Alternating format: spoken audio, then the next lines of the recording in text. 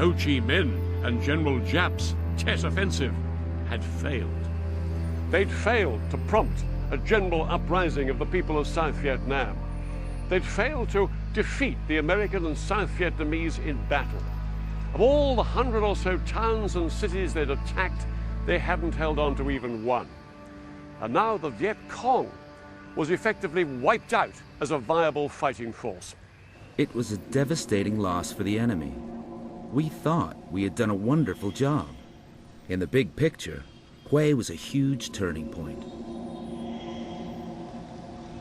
Westmoreland had triumphed, or so he thought.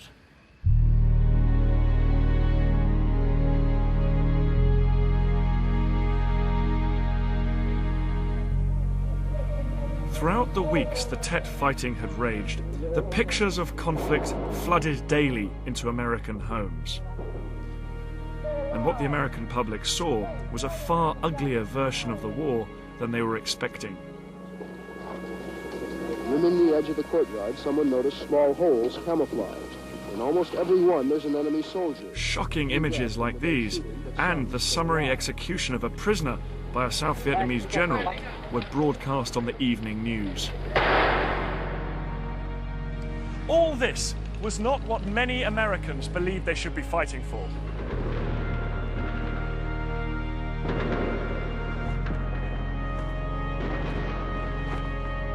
But perhaps the final blow was that the television and newspaper images suggested that President Johnson and General Westmoreland had got it wrong.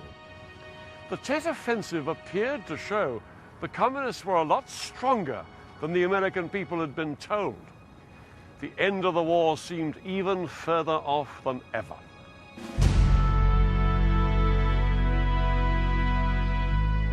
America's most respected television news anchorman, Walter Cronkite, was just back from a whirlwind tour of battlefields ravaged by Tet. He filed a pessimistic report that would strike a chord with millions. For it seems now more certain than ever that the bloody experience of Vietnam is to end in a stalemate. But it is increasingly clear to this reporter that the only rational way out then will be to negotiate, not as victors, but as an honorable people who lived up to their pledge to defend democracy and did the best they could. This is Walter Cronkite. Good night. Something had to change. Johnson went live on television to announce a reduction in the bombing, but he decided it wasn't enough just to change policy.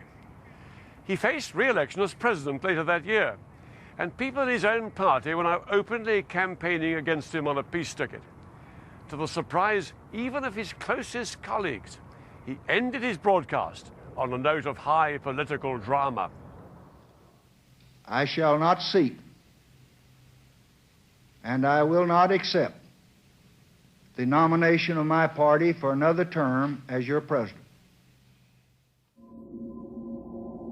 With Johnson's ultimate act of political self-sacrifice, the Tet Offensive had taken its most high-profile victim. The battle America's military claimed was a victory had turned into a political disaster. The Tet Offensive led to a huge shift in public opinion against the war and a change in government policy. The plan now was to strengthen and re-equip the South Vietnamese army in order to allow American troops to withdraw and South Vietnam to survive on its own. By 1973, all American ground troops had left. But the strategy was to fail. The South Vietnamese couldn't hold back the communists, and in April 1975, the North Vietnamese took Saigon. The war was over. The country reunited. The communists in power.